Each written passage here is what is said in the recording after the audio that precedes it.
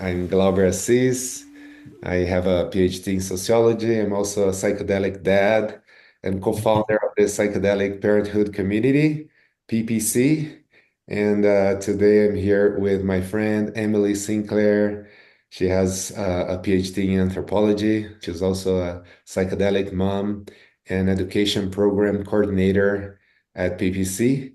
We are officially launching the Psychedelic Parenthood Community, which is the very first international network of psychedelic parents and caregivers united across several continents with the purpose of bringing together parents from diverse backgrounds and cultures in psychedelic medicine spaces to connect, share knowledge and experiences, communicate, and support each other. And today we have the pleasure of being also fiscally sponsored by MAPS. So if you want to support our project, you can go to the MAPS page or visit our website, psychedelicparenthood.org. And for this launch, we have the great honor of welcoming a person who is a great inspiration to us who are psychedelic parents. He is at the forefront of many important battles and causes in the psychedelic field, including also psychedelic parenthood. And his activism also inspired very much our vision for the psychedelic parenthood community. He's the founder of the Multidisciplinary Association for Psychedelic Studies. He received his doctorate in public policy from Harvard's Kennedy School of Government, where he wrote his dissertation on the regulation of the medical uses of psychedelics and marijuana. And his master's thesis is on a survey of oncologists about smoked marijuana versus the oral THC pill in nausea control for cancer patients.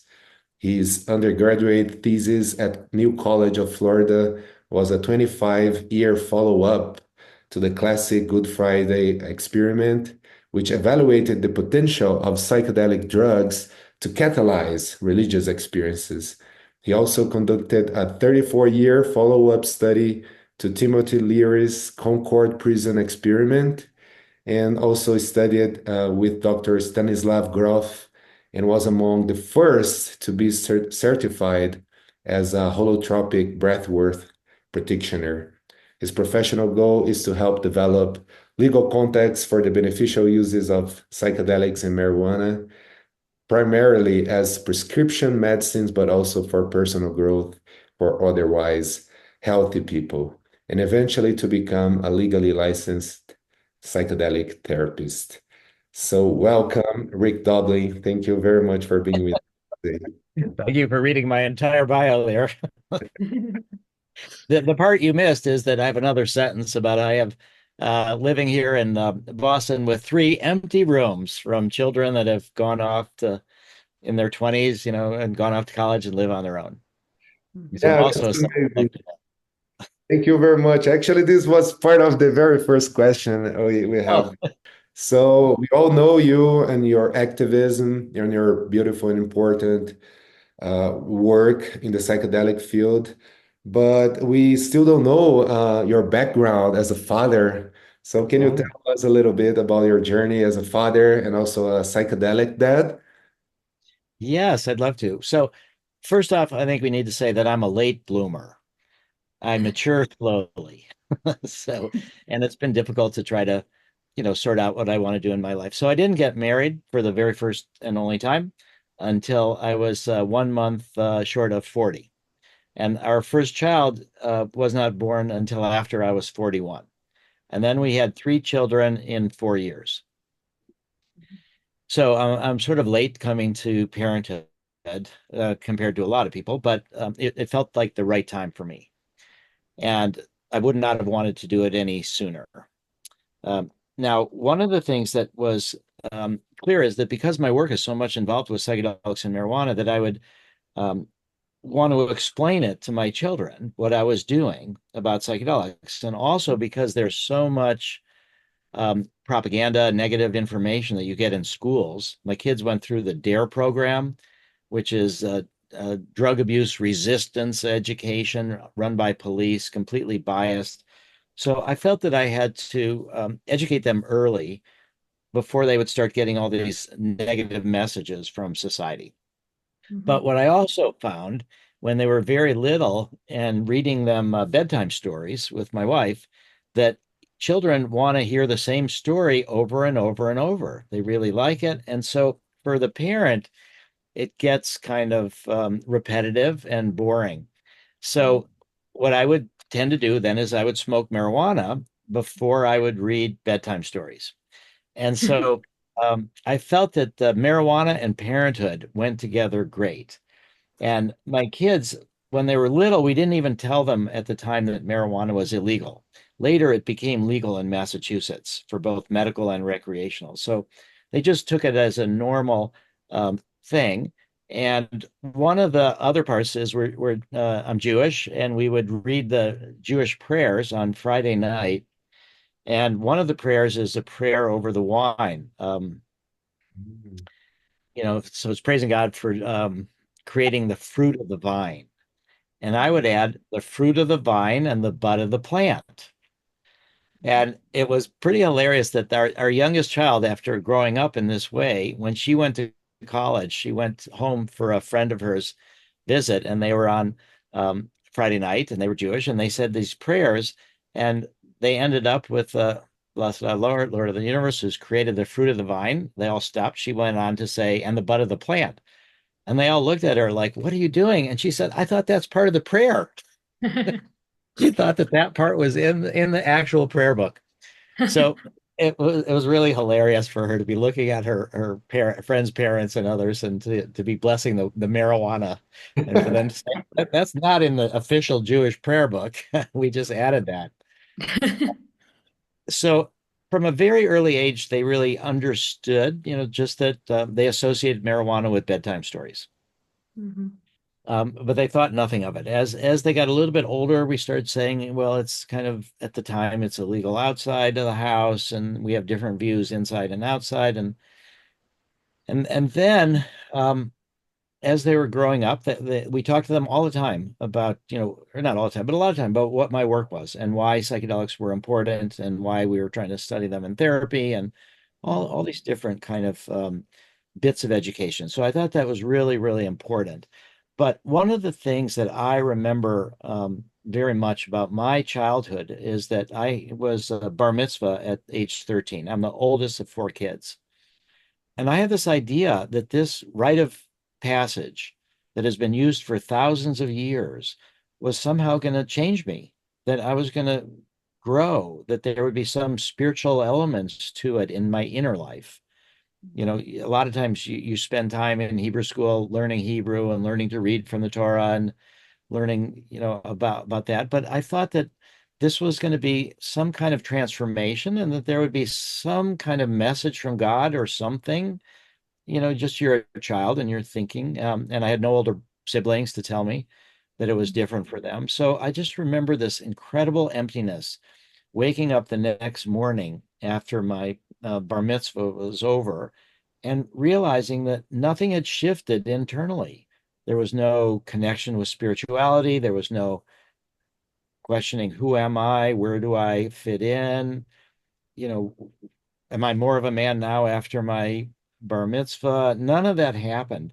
And so, again, I'm 13. And so I told myself, this takes time. God is busy. A lot of people got bar mitzvah. Maybe tomorrow something will happen.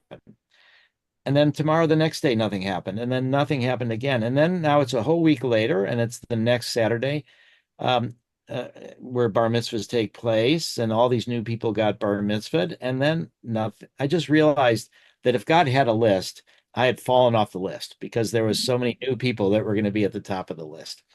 And so it was just this emptiness. And so when I finally tried LSD 4 years later, when I was 17, almost 18, um, I thought this is questioning, who am I? Where do I belong? What is beyond myself? The sense of the ego dissolution a little bit. I'm connected to something much bigger. And I thought this is what my bar mitzvah should have been, this rite of passage, where now do I have the courage to let go, to go into the unknown? It just made me realize that when kids are 12 and 13 in that age and they're going through puberty, that's where traditional cultures have rites of passage. And we didn't have that. So my wife and I thought about this a bunch. And when our kids turned 13, each of them, we said to them, we think you're ready for marijuana or MDMA if you want to do it. Just come to us and we would be glad to give it to you and we can do it together and you can see what these things do. And we think that it might really be helpful for you. And, to our surprise, each one of these kids said, we're not ready. Wow. They didn't grow up in a psychedelic culture. I mean, they did in a way, but the larger society wasn't that. Yeah. And so they felt that they weren't ready, but it turned out to be the best anti-drug strategy we could have thought of is just give them, the opportunity to do it. Then it wasn't a sign of rebellion. It wasn't something that their parents, that they would sneak around and do. But over time, they did become interested and we did provide access. And it was, my daughter, when she was 14, wanted to smoke with us for the first time. My son, who's the oldest, and it was the most beautiful experience to bring that into the family setting. She's only 18 months younger than her brother, and there was a lot of um, rivalry as they were growing up. When it came time for her to try marijuana for the first time, he came along with us. And he was like giving her advice. Oh, this is how you roll a joint. This is a bong. I used the volcano vaporizer with her, Uh-huh. which you can see the smoke, it cools it down. It was kind of a gentle way for her to do it. And Eden, our son, and Lila, the daughter, they just were together for hours. And when he went downstairs after they'd gotten all this experience, she said to me that that was the longest that they had spoken in years in Wow. one period of time, that he was now the big brother and sharing things that she didn't know, and he felt more comfortable. So it really, the psychedelic parenthood brought our kids together. Yeah. And so, then on the 16th, when my son was 16, he and three of his friends were traveling through Europe for the summer, and I was doing psychedelic harm reduction at Boom Festival in Portugal. Mhm. And they ended up their trip after staying with a bunch of friends of mine and others, throughout Europe, four of these boys, and we knew all their moms, and their moms were speaking to my wife and saying, do you think these kids are going to go do psychedelics or something when they end up at Boom Festival? And she's like, well, she said, Rick is not so good at prevention, but he's very good at rescue. And so, as it turned out, they did want to do MDMA at Boom Festival, and I had this kind of secret hope, that they would do MDMA, and my son would say, "Dad, I love you. This is what's going on in my internal life, and here's how I am." And what happened is when they got the MDMA, the four of them, they immediately took off, and we didn't see them for 24 hours. And I was, oh, this was like, because there's, 40,000, 50,000 people. It's a great thing to explore. They're wandering around.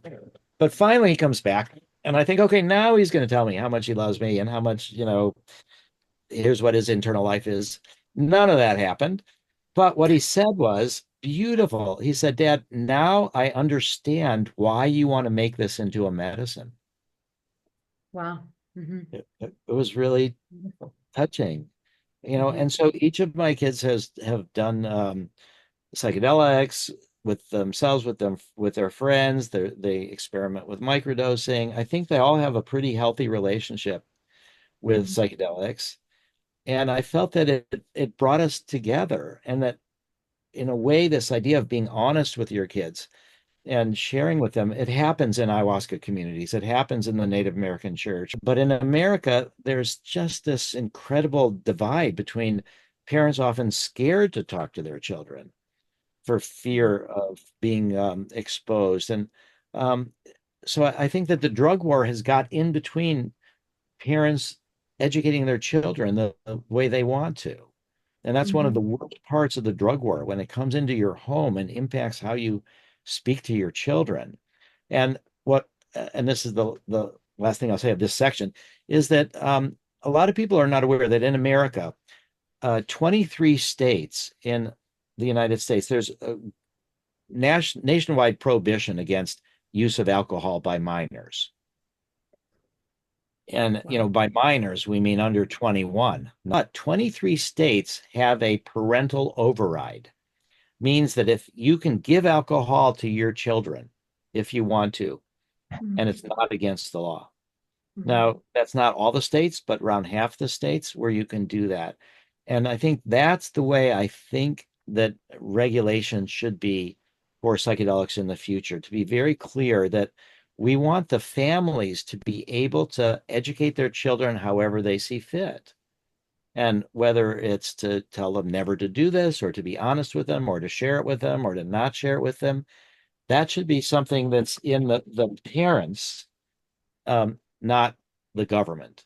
And that's, I think, the core place that we come at this, that I believe now, is that the education of children should be left to the parents. The government should not be interfering. And it's not, when we look at the way in which different societies have integrated psychedelics, the Native American church, as I said, they don't have age limits.